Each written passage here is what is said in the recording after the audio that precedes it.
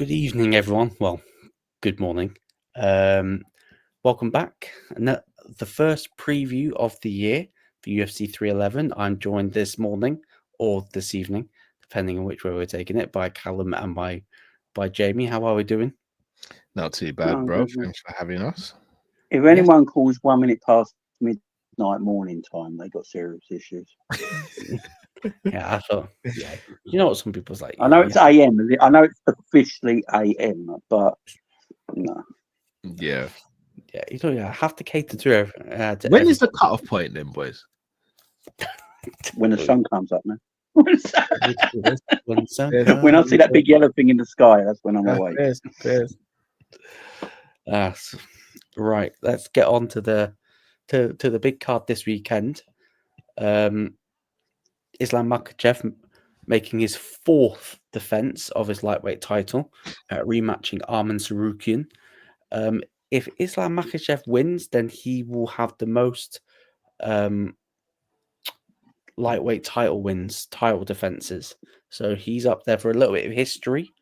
I'll start off with Islam. Should Islam be successful in his defense against Arman Tsarukyan, where would he rank in terms of lightweight champions? Would that put him above Khabib, or are we saying no, or what we're saying? It's tricky, isn't it? Because two of those defenses have been against Volk, and one of them was on short notice as well, where Volk was even in training camp. However, that being said, the win against Dustin Poirier is very good, but Khabib beat Dustin. The win against Oliveira was also excellent. Khabib never fought Oliveira. Tsarukyan's a really tough fight. Shall I tell you what was with Khabib? Khabib's always going to have that aura around him of what if, and because he was so dominant before he left, everyone's going to just assume he'd have beaten everyone regardless, when I don't know if that was the case.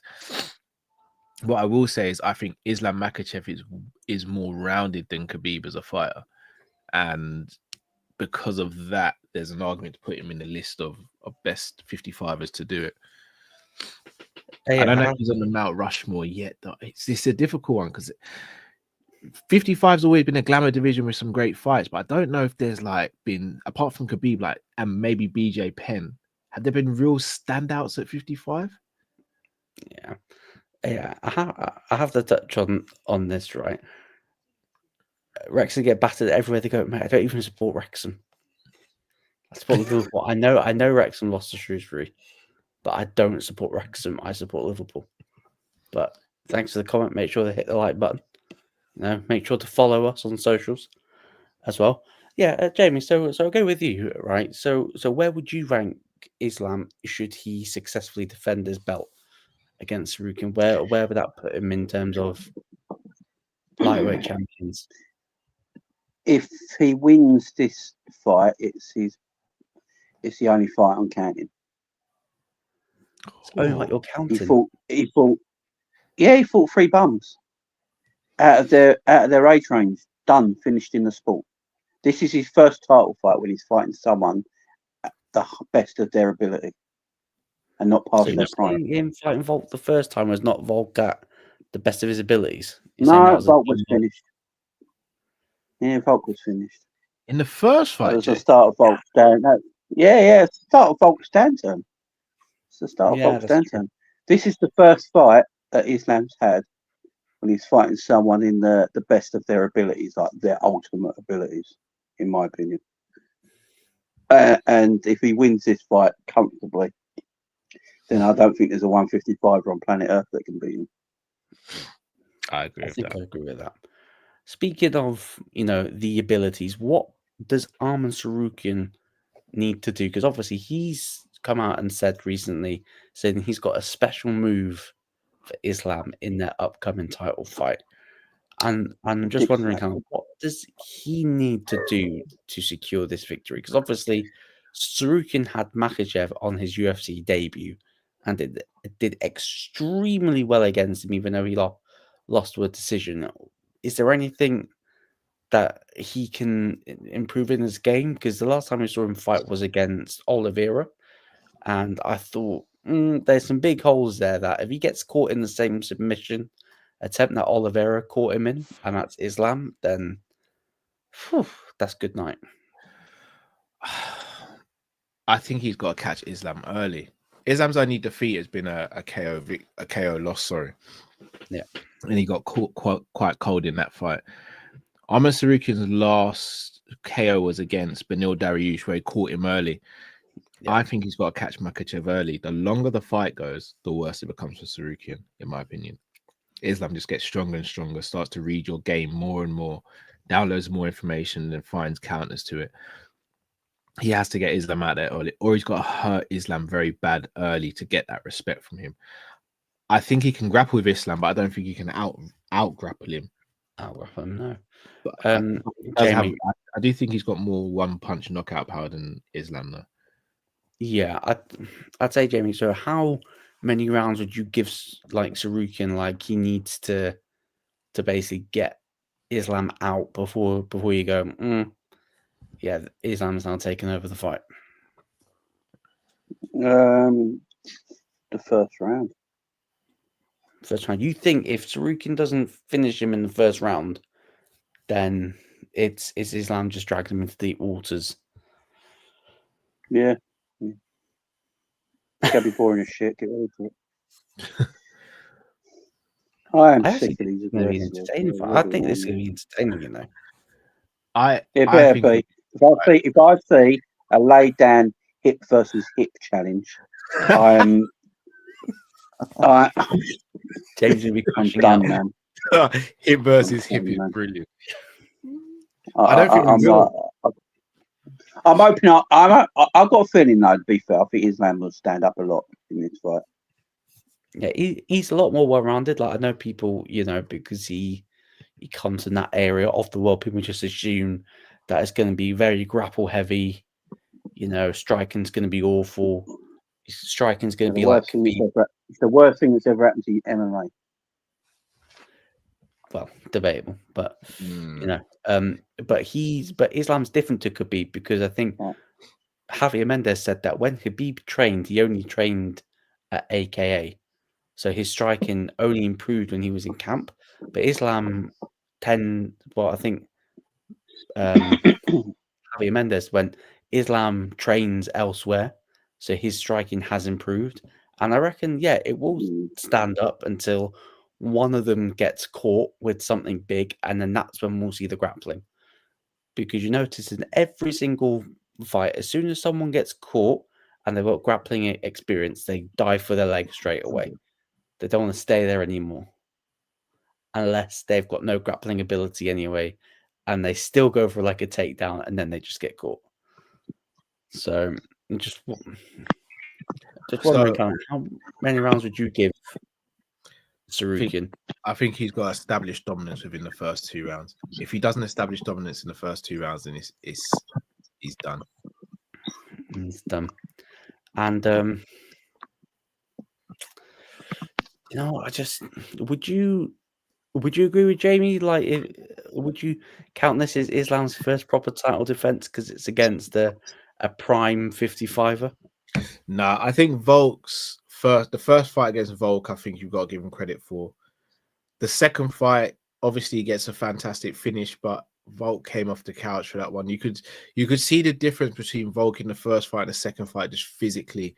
Volk wasn't ready to take that fight. And then the fight over Dustin Poirier is a dogfight, and he did really well. I think that was the best version of Dustin Poirier I've seen in the cage, if I'm going to be honest. Even though he's got into the later stage of his career, I still think that's the best version of Dustin. But I do agree with Jay that this is the first time he'll be fighting a fighter in their peak age, peak everything almost. Tsarukyan's never been a 45er. He's always been a 55er, and he's at the peak of his powers right now. You only have to look at his training pictures to look at the guy. You see them physically.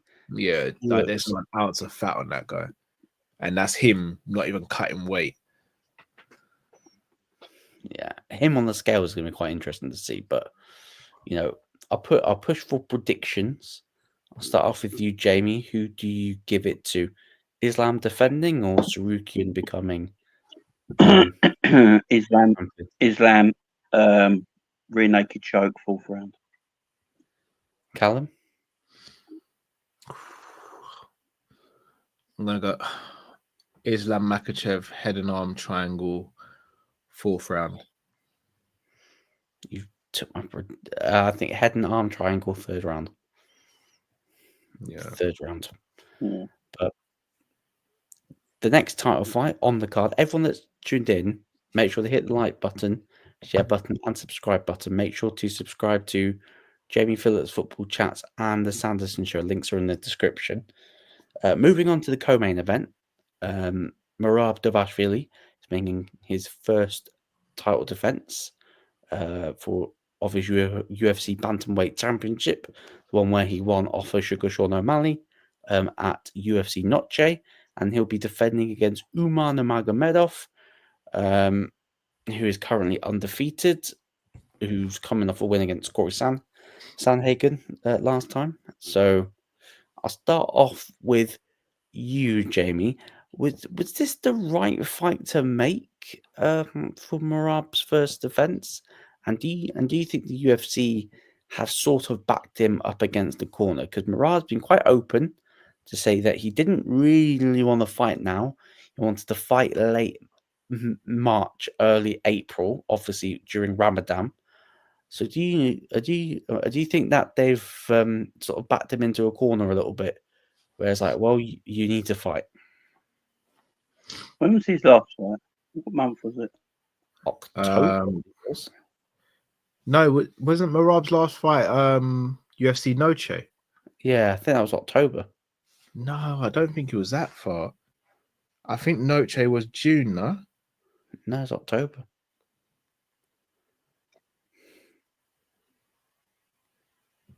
UFC Noche. Oh, September 15th. Yes, September 15th. So, do you think he's been, a little bit being told that he needs to get, defend this belt? Or do you think that he's been sort of backed into a corner by the UFC saying, come on, you need to defend? October, November. It is only 4 months, ain't it? It's a quick turnaround. It is a quick turnaround. To be honest, I don't care. I'm sick of these boring champions. The sooner he loses it, the better, man. Do you think he's that boring, then? Mate, they're all boring. I couldn't give a shit. It's weird you're saying Calvin was saying this the other day. If you put the TV on and you've never watched MMA and you see Merab in the main event, you're turning the telly off. You can't say that about Islam, though, in my opinion. No, you can't say that about Islam. He's quality.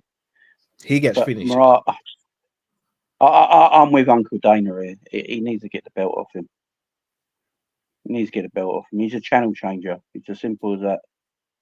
Do you think he's got his fight style is for radio? Let's put it that way. He's fun outside the cage. He's a personality outside the cage, though. Yeah, he's got none in it though. That's the problem. Floyd was a bit like that. Like Floyd was a big character outside the ring, and in the ring he was just technical. The very interesting part of this whole fight build-up has been him and Umar just going at each other with the respect and stuff like that. So, say the Magomedov's burner. I know you're saying Ilya sucks, but Ilya's not part of the stream. But you've also said Merab will beat Umar. I don't care. His pressure is too much. Umar won't be able to implement his kicks. But that's going to be one of the main things that Merab's going to have to do. He's going to have to close that distance real quick, because if he's, lets Umar dictate the tempo of the fight, then he could be in trouble. Obviously, Umar is definitely the better striker out of the two. I don't think there's any question about that Umar is the better striker. You could even see that in the Corey Sandhagen fight, where he pretty much outstruck Corey Sandhagen, which is,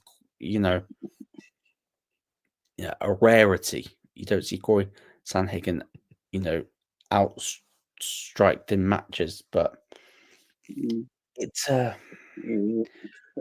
think it's a boring fight. Well, this is the fight that I am worried about when it turns to boring, because two grapple heavy fighters, usually means that you're going to have a really crappy stand-up fight until it gets, taken until it gets taken down to the mat. And even then, there's no guarantees that it's going to be, any interesting way when it's on the ground. But UK RUDT, Uncle Dana, Said Magomedov's burner. We're not talking about Ilya Toporian. Please stop mentioning Ilya. We're not talking about him on the stream. It's not even on this card, like at all. So we don't need to carry on speaking about Ilya. When he next fights on the card, then I'm sure we'll speak about him. But at the moment, he's not involved on this card whatsoever. So what would you say that Umar would need to do to sort of, pick up this victory and get the belt?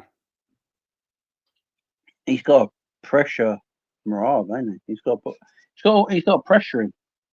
He has to pressure him, and if he can do that, I think he can get a win. Dana's turned this fight around very quickly for a reason. He doesn't want Merab with the belt. He wants Sean O'Malley back with the belt. That's why Sean O'Malley's #1 contender and to be told to be cage side for the fight.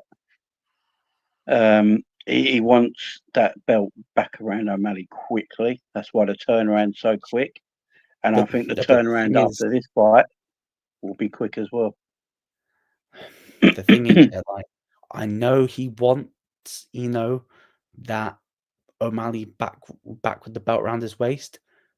For me, he doesn't get it if Umar's got it around his waist. So I don't know. Like, you could have had Merab sit out. Given what I wanted, let him sit out for a while. I think Merab wins this. It's a quick turnaround again, and then we'll have Merab and O'Malley too. Not gonna lie, I do feel like that Merab has been sort of screwed out by the UFC, making him fight 4 months after defending the title. And look, I don't know whether or not people have seen the images circling around with the photo shoot that they did today. This guy's carrying a leg injury. It's pretty visible. He's still got very visible scars on his leg. Are you telling me that this guy should be medically cleared to fight?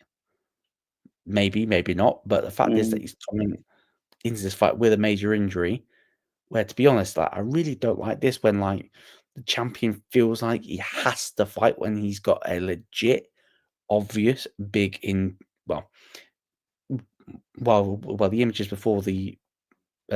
images before the injury was stitched up was pretty bad.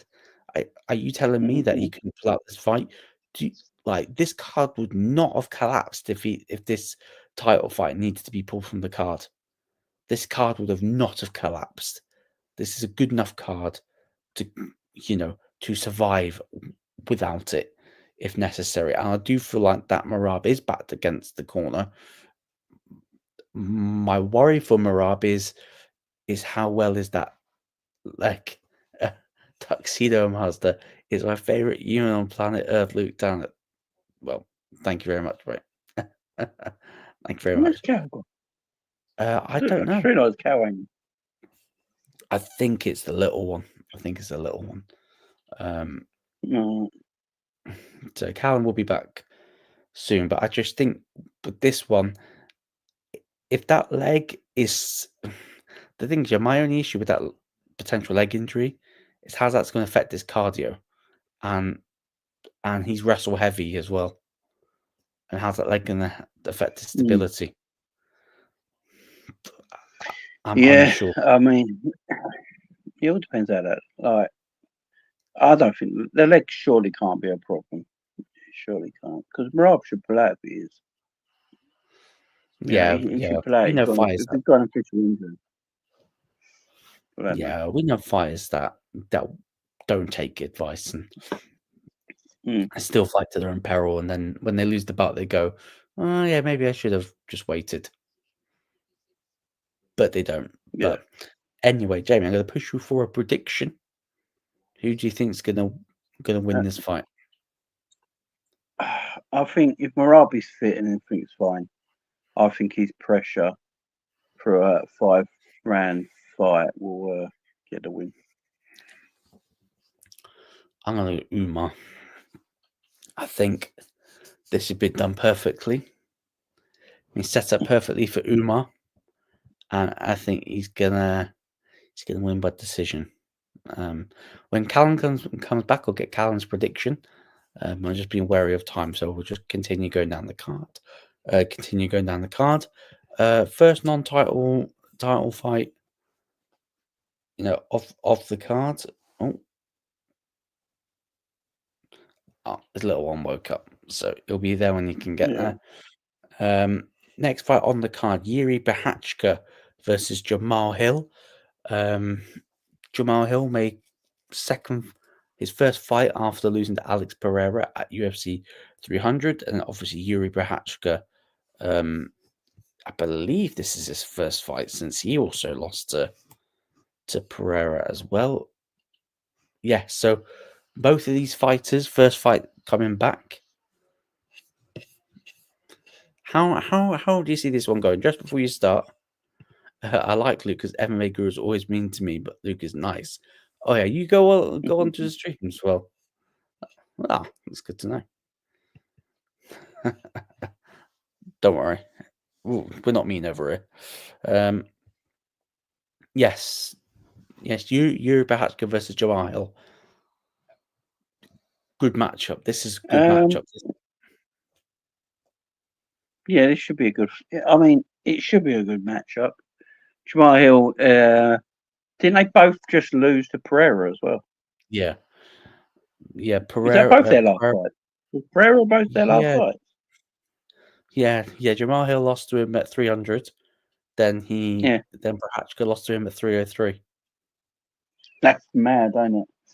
That is absolutely mad. That shows the activity of Pereira that both these gentlemen are coming off of losses to Pereira. Callum, just before we talk about Prochazka versus Hill, what's your predictions for Umar versus Merab? I think Umar beats him in the third round. I think he stops him. I've got Umar by decision. Jamie's got Merab winning. I think the leg injury is going to cause issues. I think Umar's going to target him with the kicks.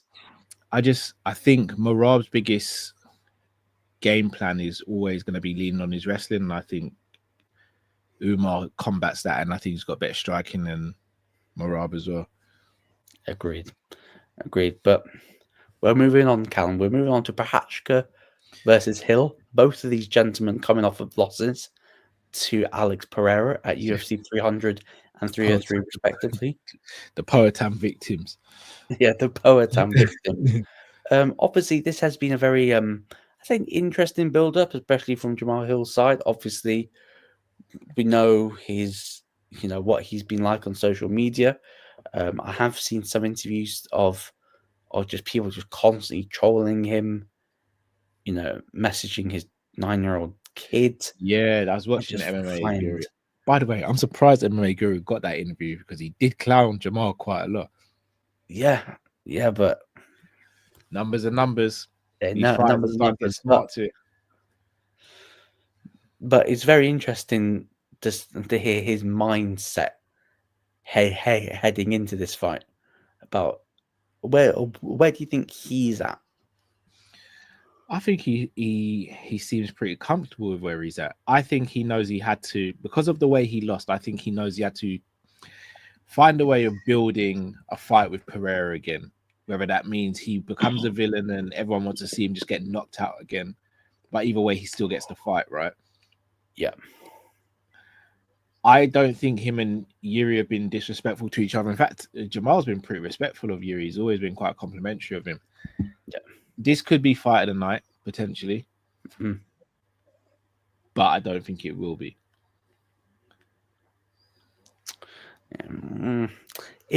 It's one of those fights where you look on paper, Jamie, you go, hey, these guys can strike, knock out power, and then when it comes to them fighting in the octagon, you don't really see it. Is this the case for this fight where it looks good on paper, but when it starts to play out, you're going, yeah, maybe they're still a bit gun shy after their last fight. Yeah, I think it's all on Hill, personally. I think Hill's got to step up in this fight. Now, Hill's always run his mouth for ages now, and he still thinks he was robbed against Pereira, which is madness. I just, it's all on him. I think there's a lot of pressure on Hill to win this fight. I don't think there's any on Yuri at all. Yeah, I think Yuri almost gets a pass because he puts on like banger after banger, don't he? So he gets a little bit of a pass. But with Hill, I think a lot of pressure's on Hill for this fight, which is why I think he's going to get knocked out. I'm not sure. I do agree. I do think that there is a lot of pressure on Hill, because think about it. He's in this position because he wins the belt on short notice. He's ranked number 8. He's nowhere near a title shot. Gets the title shot. Basically retires Glover in Brazil. Gets injured. Vacates the belt. He's out. An interview with MMA Guru. He's practically saying that the UFC basically paid him a shit ton of cash to turn up at UFC 300, where he wasn't ready. People are probably still, thinking, how good is Jamal Hill really? Because he beat Glover, couldn't knock Glover out, and Glover was pretty much on his last legs. So just on that though, Luke, this is where I think MMA is a bit crazy. Yeah. Everyone went crazy for Yuri for beating Glover, but he went back and forth with Glover, and Glover could have finished him about 3 times in that fight. Oh, no. Hill dominated Glover Teixeira from start to finish. But Yuri came out of his fight with Glover with more credit than Jamal came out of his fight with Glover. Yeah. I think that's crazy. Yeah, that is actually. Shit. But Yuri is that guy. He steps in there and it's going to be fireworks. He ain't going to have a boring fight. Well, let's hope not. And hey, this is massive for Yuri as well, because his momentum's been completely, the wind's been knocked out of his momentum. Like when you look about what a win does for each fighter, look, a win over Hill for Prochazka doesn't push him any closer to Alex Pereira. So this is where I agree with you, Jamie. The pressure's on Hill. The pressure is on Hill at the moment to get a big win. Then let's be honest, he's probably going to be fighting Ankalaev next, because they might go a different direction with Pereira with the belt. Obviously, you're going to need to keep Ankalaev busy. Saying Ankalaev, Jamal Hill, run it at some point this year. Should Hill pick up the victory? It seems like the most common sense to me. I just feel like the winner of this fight is just booking a date with Ankalaev later on this year. I don't know whether either of you agree with me with that. I think if Hill wins, I think Alex Pereira sticks around for the Hill fight, because I think that'd be big money. If Yuri wins, I think Ankalaev fight. I still think Pereira fights Ankalaev, and then that's it for him at light heavy, unless someone's going to come up to fight him. But I have Jamal Hill winning this fight. I think he stops Yuri. I think he'll be too technical for Yuri, and he has genuine knockout power as well. Predictions. Second round knockout for Jamal. Jamie. My problem with Yuri, he's gone into too many wars, chin up, hands down, and I think that's going to cost his long-term future. And I think this is going to be back-to-back losses. I think Hill wins this, but he doesn't look impressive doing it. I think Hill wins. I've literally just seen. Do you know on the same card? Do you know that female fighter that likes to twerk? Yeah, Eileen Lopez. Perez. Literally, Morab's literally behind her, smacking that ass. Yeah, Moraba's got no chill. No, Morab. Muraban. Yeah, I think Hill wins this, but it doesn't look great doing it. I think he stops Yuri. I think he KOs him.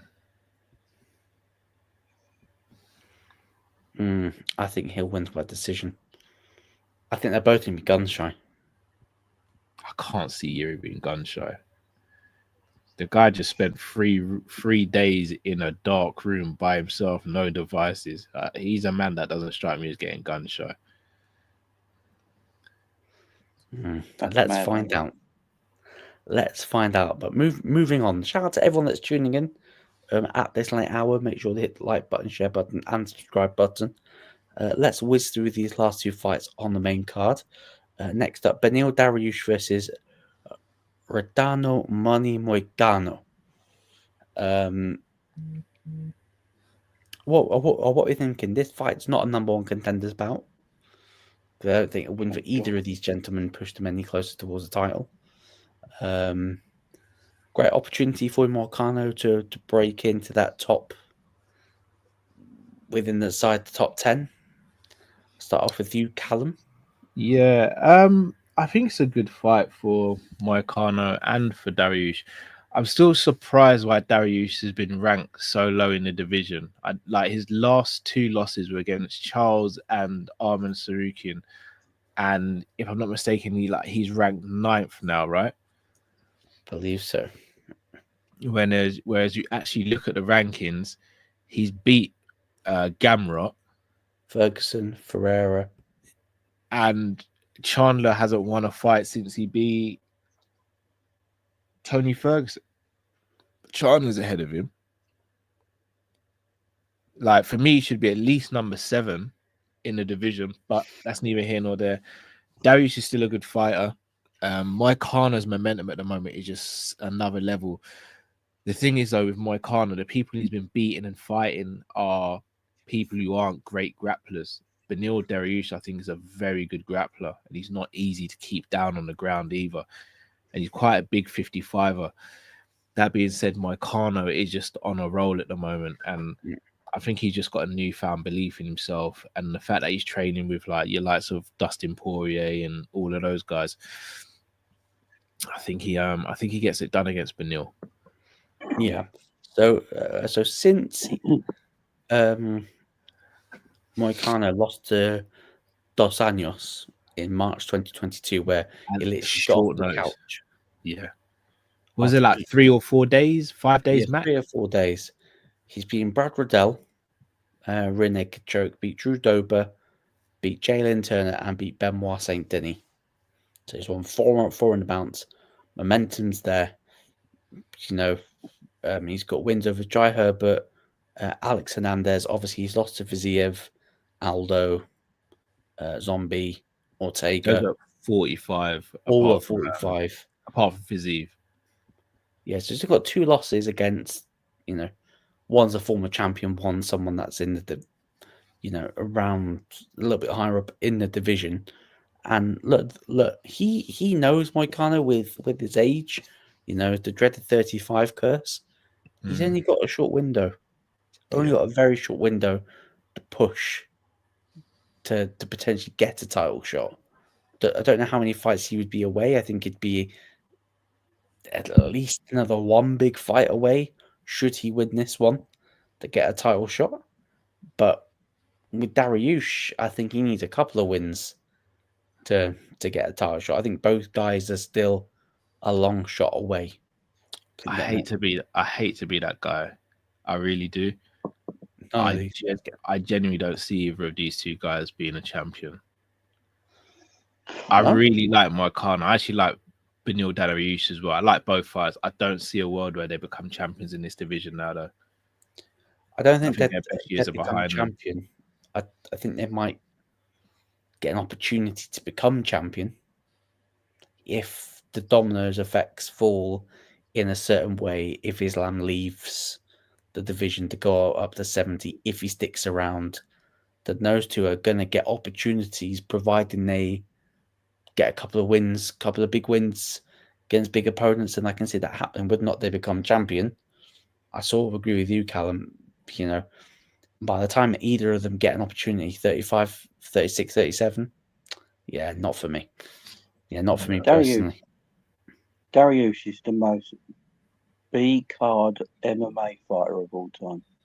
He's so savage. And they've had a book. There's nothing about him. There's nothing about Dariush. He is actually Magnolia. That is what he is. He's just Magnolia. There's nothing about him, man. He's boring. There is nothing about. He has been around for years, and no one cares. There's no such thing as a Dariush fan. Like no one. He's a B level MMA fighter at the highest end. There's never. He is so boring. No personality, no charisma. Average fighter that just hangs around. He's like diarrhea after a kebab. Oh, that is what Dariush is, man. He's nothing. At least Meccano's got a bit of personality about him. Something about him is exciting. I think he's more exciting in the octagon than Dariush is as well. You know, he's got, his name. There could be a Meccano fan, and I'll be like, yeah, I get it. There's no Dariush fans. His mum probably ain't even a fan. There is no Dariush fan out there. There's no one sitting there with a Dariush flag going, I can't wait for Dariush. It's Dariush weekend. I can't wait for it. There's no such thing. He's B-Tech. He's the most B-Tech MMA fighter of all time. Harry keeps getting booked. I don't know. Harry stayed in this company over some fighters that are far better than him. I have no idea. Can we get rid of all these shit bums in this company now? There's other companies they can go and employ. He's a good fighter, though. He might be, but Cal, if Dariush left tomorrow, would you miss him? Right, exactly. Next. Right. And on that bombshell, Jamie, surely you got Dariush winning this fight, no? After that. No, I've got Meccano winning this fight comfortably. Callum? So they're the same age, and Dariush looks 45. Yeah, it does, to be fair. The grey hair does wonders. Yeah, I don't see a world there. I don't think it's impossible for Dariush to win, but I think Moicano gets it done. It's more violent. I'm going to go Moicano as well, because Moicano wants money. And last fight on the main card, Kevin Holland facing Rainer Derrida. Derrida coming off of his debut win. Didn't look as good as people may, especially I, myself personally, wanted him to come in there looking good. So two-weight world champion at one championship. He comes in for his UFC debut, and not gonna lie, don't know how good the rest of the fights he fought over at one, but he did not look good. He did not look good whatsoever. Yeah. And I worry for him in this fight, not gonna lie. I worry.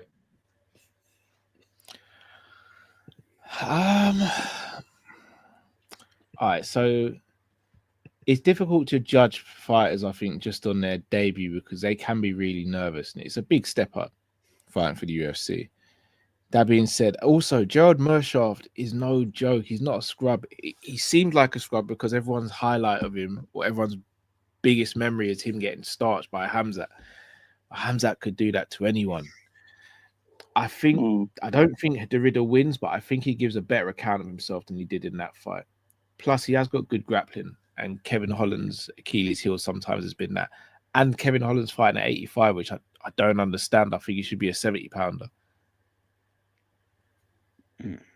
So, if I was Kevin Holland, what I'd really be doing is try to get a rematch with Joaquin Buckley at 170, because I think that potentially gets him into the top 10 of that division, and then he could have some more fun fights because there's a history there between those two. Yeah, Jamie. Kevin Holland's just a bum. He is, ain't he? Come on. He wins one, he loses one, he loses one, he wins one. He's inconsistent. Very inconsistent. He's a fan favorite. The man's Southampton. The man is Southampton of MMA. He's likable, but at the end of the day, you all know he's not going to do anything. The Riddler's just come through. Boring first fight. Looks shit. A lot of hype about him. Looks mid to me. This is a mid-off, to be frank. And in mid-offs, I'm going, I don't give a shit. Just wake me up when it's finished. The Riddler in 2. Couldn't care less. Well, is that who you want to win, or is that who you think will win, though, Joe? I don't give a shit, Joe. Well, Jamie wants to both the Riddler. Yeah, if they can knock each other out, make my day. You know what I mean? I've got the Riddler winning this by submission. Most of his wins have come by submission. He's got 12 submissions on his record. The only times that he's actually lost have been, KO losses to Anatoly Malikin at 1. Obviously, when he tried to win the heavyweight belt, he would have been the first 3-weight world champion, and then he lost when they fought at light heavyweight as well, when he took his belt off him. Those are the only 2 losses he's got in his whole career. And I do expect him to, pick up a win and make it 3 in a row. Making himself 2-0 in the UFC. I do think he is marketable. I do think he is a good fighter. His grappling couldn't be too much for Kevin Holland. I don't know why Kevin Holland's entertaining going up to 185. We know he's massively undersized, and a half decent grappler at 85. He gets dealt with pretty easily. Derek Brunson dealt with Kevin Holland quite easily. Shit, that's right, because he wants to put on fan-friendly fights, which is it's great for us. You think about the fans, but sometimes you need to use the fight IQ a little bit. Kevin Holland's never been in a fan-friendly fight. Oh, he needs to start. Fan favorite. No, Wonder Boy, him versus Wonder Boy. Yeah, Wonder Boy. I could have a fight with Wonder Boy and it'll look 5-star because that's what Wonder Boy does. I don't think it would. Wonder Boy's the Shawn Michaels of MMA. The Riddler's the Bret Hart. You know what I mean? It's just, yeah. Wow, what's happened to you today? You woke up with. I'm just sick of it. Nah, wait till Saturday. You honestly think the card's going to be that bad? It's going to be shit, mate. I think 312. I'll be honest. UFC 312. That's the one I'm really worried about. I reckon that'd be a better card. I reckon on paper this is a better card by a million miles. Yeah. Jamie's usually. Sometimes UFC. Sometimes sometimes UFC have cards where like, this card is shit, and then it's like card of the year from absolutely nowhere. Like they just all wake up inside the fight, and then the cards that are meant to be good just. I just feel like there's too many fights here that don't match up favourably to be an exciting fight, but they look good on paper. But anyway, guys, we're going to wrap it up there because, as you can probably tell, You better be wrong, Jay. You better bloody be wrong, bro. Yeah. Last fight night was like that. Yeah, but Mackenzie's done one, so you don't care. I've got such a busy weekend that this is planted right in the middle of it. It better be an exciting card. Yeah, Jamie. Yeah, don't jinx it, mate, please. Otherwise, you're going to be banned from the whip. It's boring. No, guys, but thank you for joining me. You got anything coming up on your guys' channels that you want to shout out? No, not for me. Just to watch along on. I feel like you've got something cheeky to say to this comment, Joe. Not until the watch along. Yeah, and Jamie, look, I'm right, man. I've never been into Look, there's too much hip on hip attack in this company for me right now. There's too much. It's all hip on hip attack. It's dick riding. It's just, and it's all popular. It's like, yeah, let's watch 5 rounds of someone getting suffocated by someone's testicle. But I've had enough of it, man. Let's stand up and go to war. I want to see blood. I want to see head loss. I want to see concussions. I want to see people barely getting up. I want to see oxygen. I want to see competitors on repeat. I want everything, man. What's that? Pettis versus Ferguson on repeat. That's what you want. Stuff like that, man. I want to think that if you're watching your TV at 11:30 at night, but you got the volume right down because the wife's in bed, and it's different when you're in bed and the wife has the volume up because it don't matter to us apparently. Right, we've all been there. Right? Yeah. Hell no. Right? It's so true. It's so true. Right? And you're sitting there and you're going through the channels, nothing on. Then suddenly something takes your attention, and you turn the volume up and you're like, I'm intrigued. How many times do you do that when you're watching a UFC pay-per-view? It's difficult to the say. Silence tells me everything. No, but the reason I say that, do you know it might be difficult for us though, Jay? Because obviously we're watching it usually with the sound. Well, I watch it with the sound completely off. Yeah, same. So that might also feed into it a little bit as well, because we don't know what the crowd reaction's like during the fight unless we watch it back. Yeah, I can't listen to DC anymore, man. You've always had a vendetta. John Anik, worst commentator in sport. Offline. Yeah, DC needs to I worry about DC's weight, but I can't say much because I'm in the same position. But anyway, he's going to explode soon. Don't worry about that. Islam's always teasing him about it as well, isn't it? Yeah, he's out of Michael Bisping's Dixon Dana's ass so badly he can't get it out. Yeah, Bisping's a bit of a weird one, man. I love Bisping, but just... Yeah, let's hope we don't run across him at UFC London, yeah? So I don't want to have to Anik is the worst. Anik is the worst commentator in sport.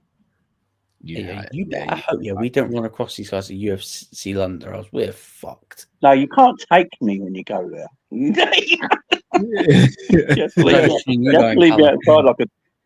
have to leave me outside like a dog, you know.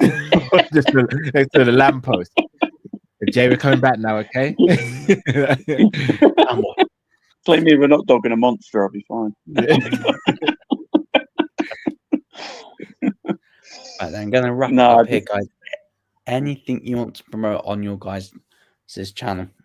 No, just to watch along on Saturday with you guys. Yeah,